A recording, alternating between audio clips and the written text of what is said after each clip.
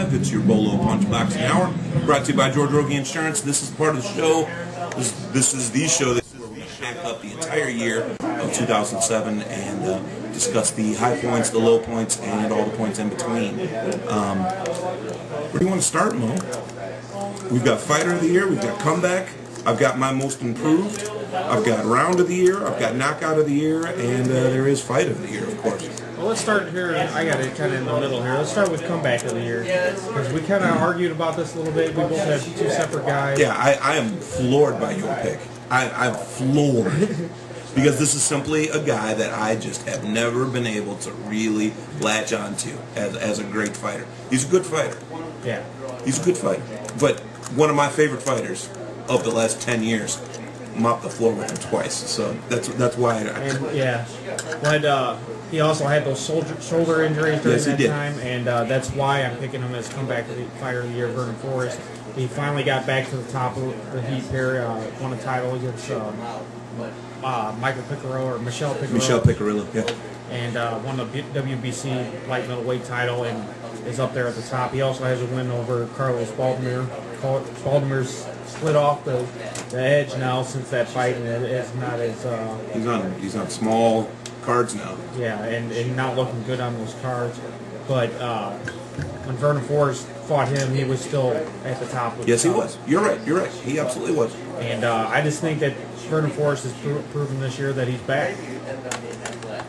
He's a little older, probably a little wiser. He's recovered from an injury, though. Always been durable. He's a very long fighter, and he knows how to use his reach. Those are the positive things I can give him. That's about all I can do for you. He's a very good fighter. I'll even go so far as to say very good. He's not great in my book. Comeback of the Year? Probably top 5 in my book as far as comebacks. And we're not listing, 10 comebacks tonight. Which one was your favorite? You're saying Vernon Forrest. Mine is actually who we interviewed tonight, Paulie Malignaggi. He gets knocked out. He doesn't get knocked out, but he gets knocked around really badly by Miguel Cotto. And let me really stress how badly he got smacked around. He hung in there for every single round. He kept it very, very close. When it came time to really pull the trigger, he really couldn't. He took so much punishment, and he broke.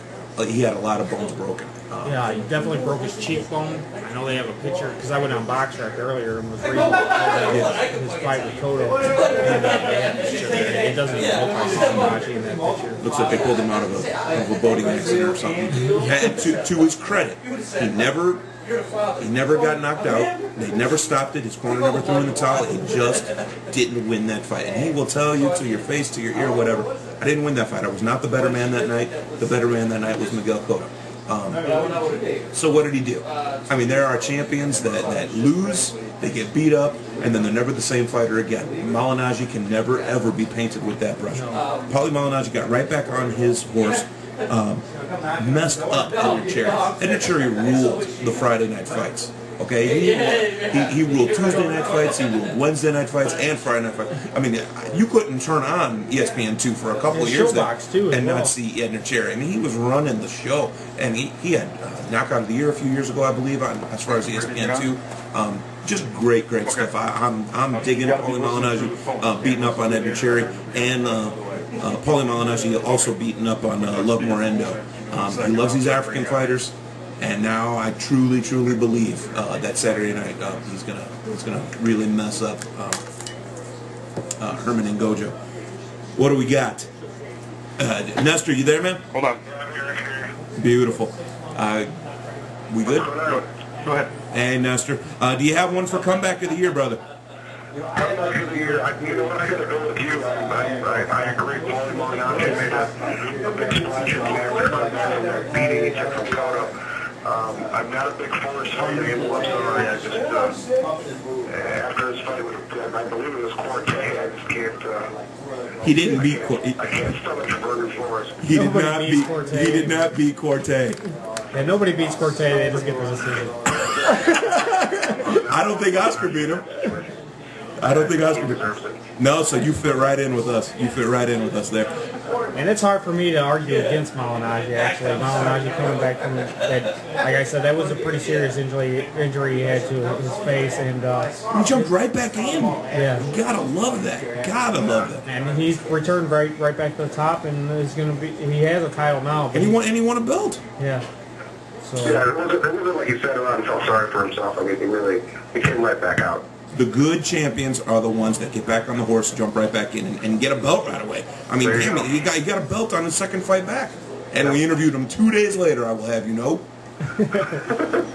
I will have you know. Yeah, we're going to have a snippet from that. Special thanks to DeBella Entertainment for that. Yeah, so we'll be talking about that in a little bit. Let's go to event of the year. It's hard to argue what the event of the year is. After event of the year, let's go to some clips. Let's go to some sound snippets. Tim, would you be ready for that? Yeah, I'm good. All right. Well, event of the year. What was the biggest event of all of boxing, of all of pay-per-view?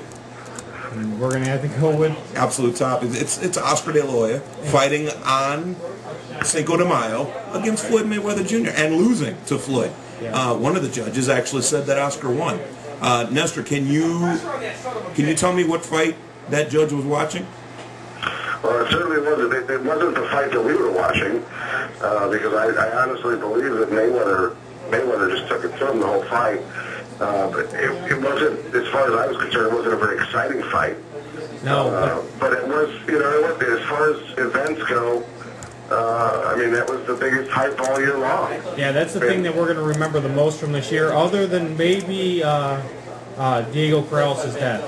That would maybe be another event that a lot of people would remember. Yeah, I would say that would have to be a very close second. But as far as events of the year go, as far as a boxing event as opposed to a life event, I would have to say that the De La Hoya Mayweather event of the 24/7 and all the press conferences across the United States. You couldn't turn on the TV without seeing those two guys face to face. Yeah, and it wasn't just boxing publicists putting that on. It was all sports publicists putting their. ESPN was covering it all the time. No, that was good stuff. 24/7 drew in people that don't even care about boxing. I mean, I had to sit around and talk with my boss about it because he was, he caught 24/7 in the hotel room before the auction on a Tuesday or a Thursday or whatever it came on, and he'd come back and go, hey, who are these two guys? I mean, so it dragged in people that weren't even interested in boxing initially.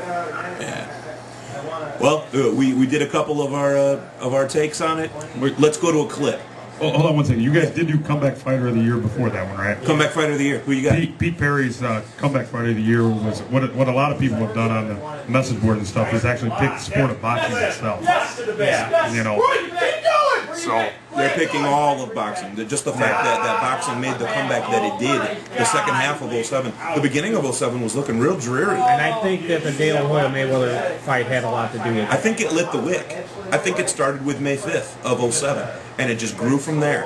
Yeah. And then we see Kelly Pavlik taking on Edison Miranda, and it's like, oh, damn.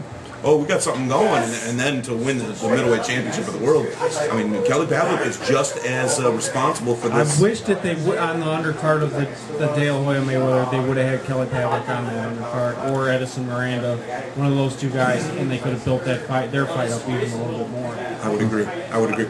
Let's throw in snippets in between these different categories. Yeah. One more thing before we get to that, Chris. I got to interrupt you because this is just hilarious.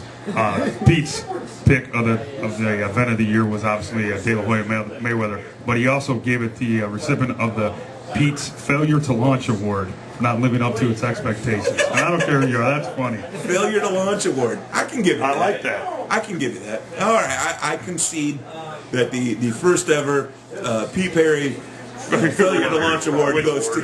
Which is probably not the first time Pete's had that problem. Just kidding, Pete. I love you. Whoa, that was a big, ugly pause. Let's get back to that song. The first quote of 07 that we really loved that we're going to go to right here is Zab Judah talking about Miguel Cotto and his fight with Cotto. Let's go to it now.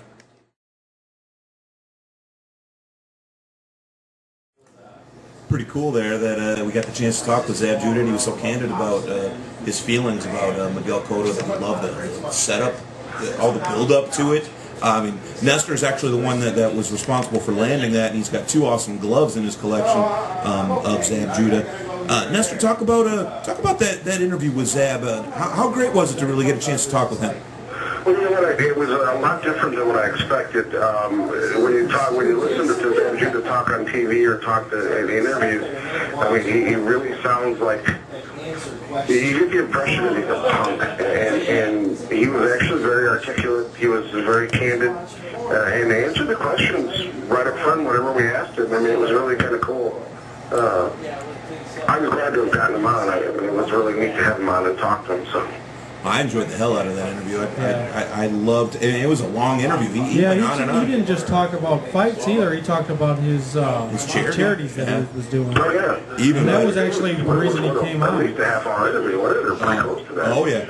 And Nestor, the reason that we were able to land it as easily as we were is because he had a charity to promote. Well, he did. And there's no question. I mean, it was guys that we were able to get him on and talk about his charity and things like that. So, I mean, it was a big deal to the people that were working the charity and to him, obviously. So it was nice that we were able to get him on that way. Very cool. Very next week we had this guy. Yeah, oddly enough, the very next week we had the Magic Man, Paulie Malignaggi, on, and he had some things to say about Cotto. And when we brought up what Zab Judah had said about Cotto, Malignaggi had something real interesting to say. Let's take that one away, Tim.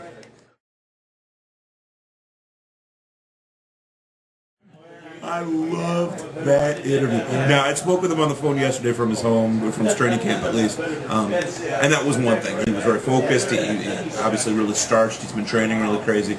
But to talk to him right after he just won his belt, as a completely different guy right there. He let loose. That was hilarious. Oh, yeah. And hopefully he can get in there with Zab Judah. I think they would be a great fight. That's power over style right there. Yeah. I would love to see that. But, I mean, just Paulie Malignaggi really deserved to hold a place with all our great quotes. Nestor, any thoughts on Malignaggi there? Well, I'll tell you what, I've always enjoyed Malignaggi's humor, and he's very candid. Yesterday's interview was a little bit different, but you know, again, we have to understand that he is in training and he's extremely focused, and that's what he's looking for. I mean, if you talk to one of us before we have an exam or before we go into a class or something, it's a whole different issue than when we're just talking and just having a good time afterwards. So. But I'm looking forward to talking to him after this fight, once he wins this belt, or once he has this fight and wins, and it'll be a whole different interview, I'm sure. I would say. Let's go to round. You want to go to round of the year, dude? Round of the year. Round of the year is serious. Nestor, you got something for this one? Do I? Yeah. Okay, good. Let's go to Emil first. Well, I think a lot of people are going to be picking the same one as me. It's the contender championship fight between Sakio Bika and Jadon Condriton. It was round one. Both those guys go down in round one. Bika's basically handed Condriton the whole round, and Condriton lands that uppercut while Bika was coming in, yeah. Yeah, throwing those wide punches that he has landed. But not only was that a great round, that was a great fight. You kept watching, you're like, are these rounds just going to keep getting better or what? It was a great fight. It wasn't quite the knockdowns that they had in the first round. It was hard to get better than that first round, but that whole fight was great. And, I mean, it's the best fight that contenders had in their short life. I would say. Nestor, who do you got for round of the year? My favorite round of the year, or the one that I think is round of the year, would be the second round in the Taylor-Pavlik fight. Where awesome. Taylor takes his shots and really shows us that he's got some moxie, and he knocks Pavlik out, who really basically has never been knocked out, and Pavlik decides, oh man, I'm gonna have a fight here. So that's my round of the year. The fact that he got up, he was in the middle. Got up and finished knocking him out. He was in the middle of goading him on pretty much. He sort of stuck his tongue out at Jermaine Taylor, and Taylor turned it on. To his credit. Yeah, Taylor looked really good in that fight. We all talked about how Taylor was the the best junior middleweight champion we've had, and how he couldn't even knock out the junior middleweights, and he took it to family. I mean, they had a new firm respect for him at that point. I would agree with that as well. Yeah, and I would think that he would have a decent chance if when the rematch comes up to actually come back and beat Pavlik, because he was pretty well ahead on a lot of the scorecards. Let me jump on through my round of the year picks. Number 4, I've actually got Michael Katsidis winning over Graham Earl. One of the craziest things I think I've ever seen in any fight. Graham Earl, his corner actually throws the towel in because Katsidis is just handing him his ass, okay?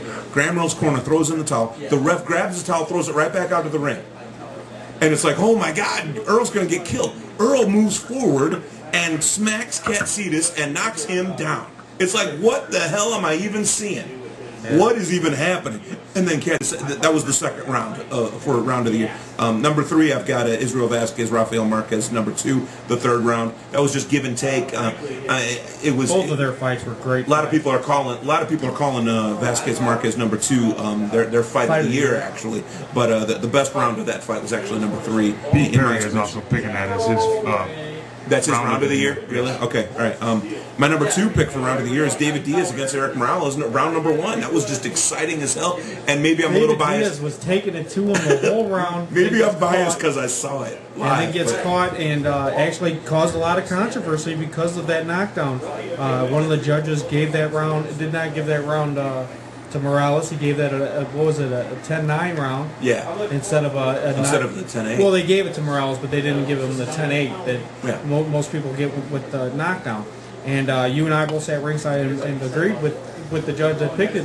Diaz ruled that round, but he did get caught, and he said it too. He said, "Look at my eye. I definitely got smacked around."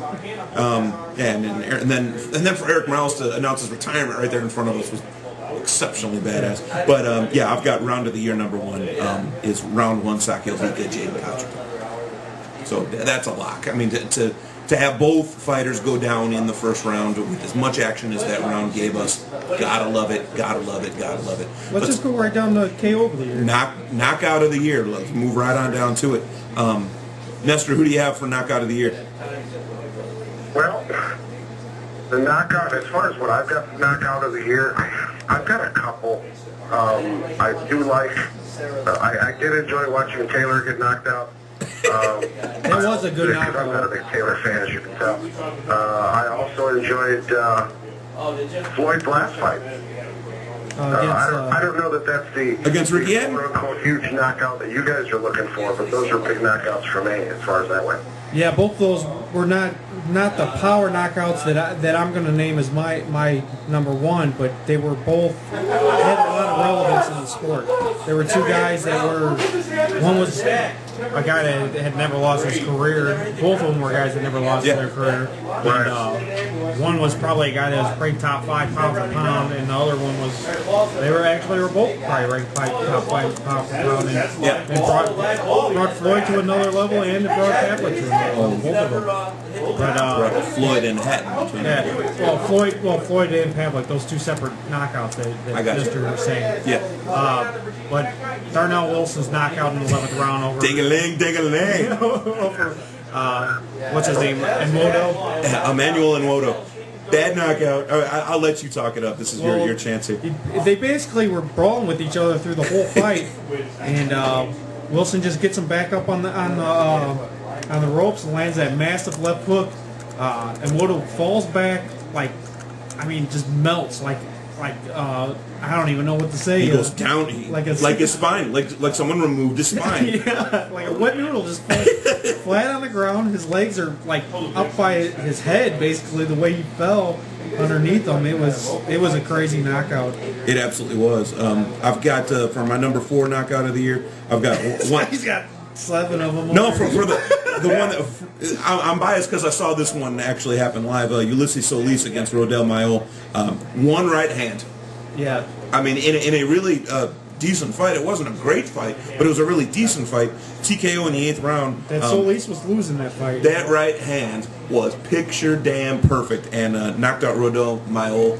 Mayol moved. He fell down forward and he landed on his gloves.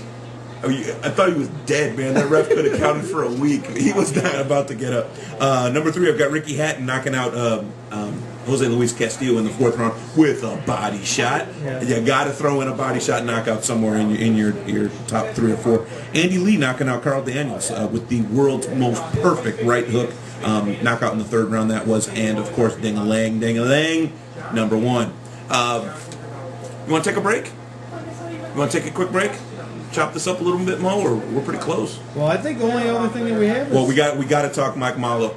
We got to go to the Mike Malo clip. Oh, okay. Yeah, let's You got take it a up? quick- Yeah, let's just take a quick break and we'll come right back. Let's take a really quick break. We'll pay a couple little bills. We'll be right back, and we'll finish this up. This is your Bolo Punch Boxing Hour, going to you live from Golden Leaf in Hobart, 6 and 51. HSSP.cc, sportsjuice.com.